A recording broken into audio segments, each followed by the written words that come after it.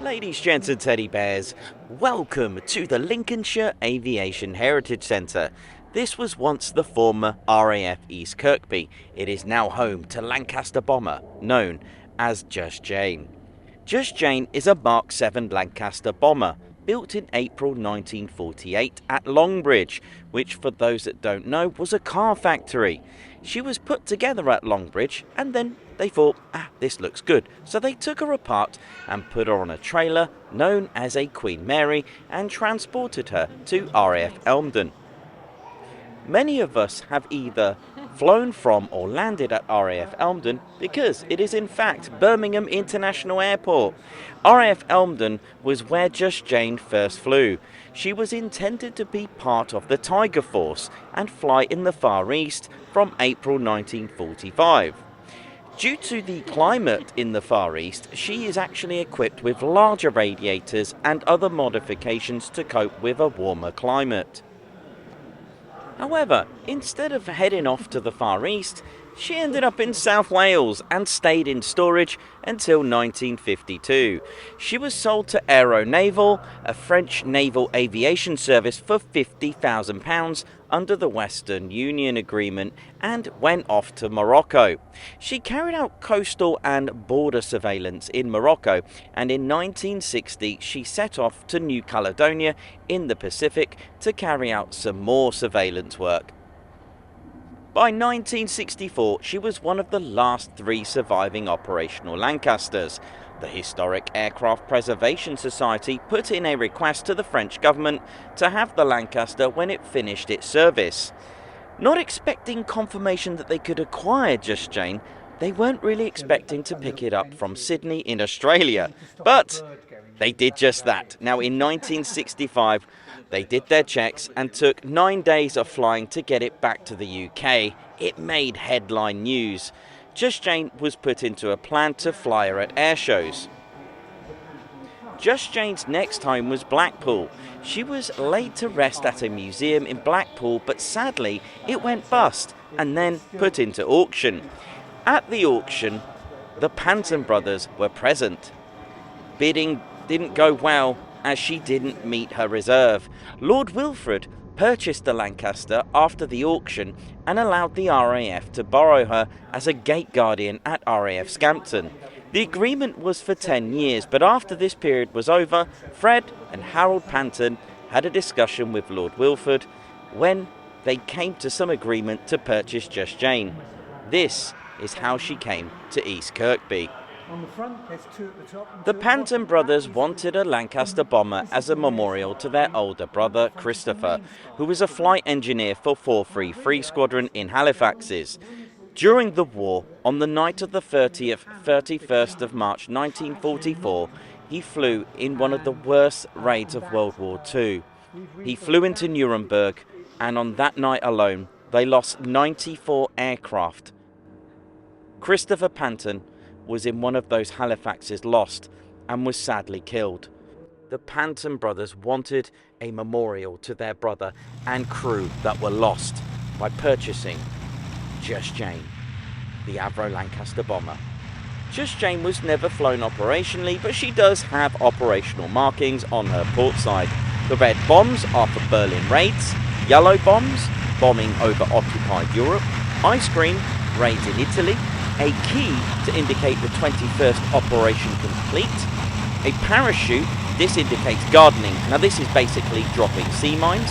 You'll also notice squadron markings. Now LE is the marking of 630 Squadron, along with the letter H for Harold Panton. Delta X-ray, DX marking, now this is for 57 Squadron.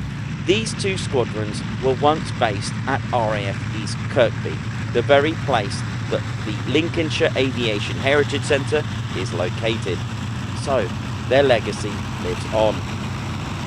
The Aero Lancaster is powered by 4 Rolls-Royce Merlin 24 engines, which are V12 27 litre, producing 1600 brake horsepower each.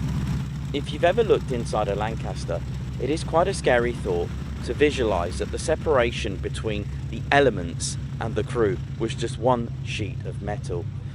Other issues was actually the elements of Britain. That's right, our wet climate. Now, our wet climate could cause bombs to jam in the bomb bay. On wet days, if bombs were loaded, the wet bombs could get jammed due to the freezing at altitudes. At the rear section of the bomb bay, there were 2 portholes so that crew could physically see the armament and if they had been released. If they hadn't, then basically a metal rod and brute force was needed to manually release the bombs. We've all heard of Tail End Charlie, which was the rear gunner. This was the most dangerous location on a Lancaster, exposed to enemy fire from fighters, freezing conditions, cramped into a small space for sorties of up to 9 hours in one position, along with the thought of a parachute not directly accessible. They would put goose fat on parts of their face to stop them from freezing. Frostbite was not uncommon. With a lot of hard work and time put in from their own volunteers and enthusiasts and donations, let's hope we can see Just Jane flying again. In about 6 years' time, the Lincolnshire Aviation Heritage Centre have an extensive plan that they're sticking to get Just Jane flying again, with the help from borrowing parts from other museums to help restore the parts that's needed to get her airworthy. Ladies, gents and teddy bears, I will put a link from the Lincolnshire Aviation Heritage Centre's website, the donation link, in the description of this video.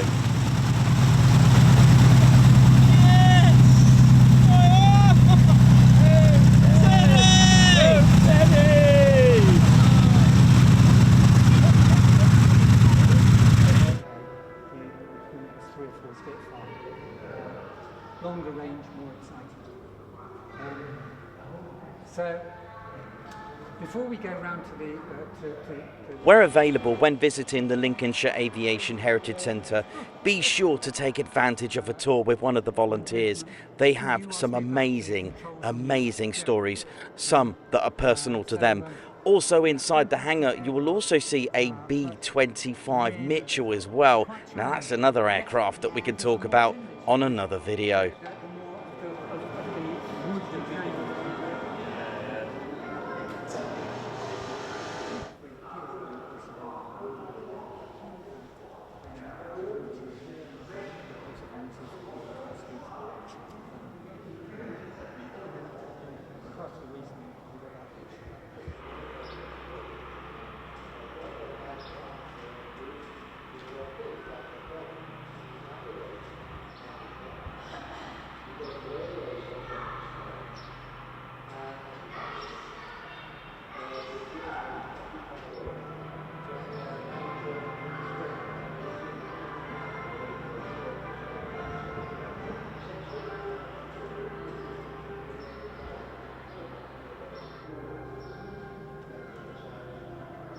Over 55,500 young men died flying with Bomber Command during World War II. Many volunteered, many lied about their age to become a pilot. Many did not know they would come back, but these men died for us.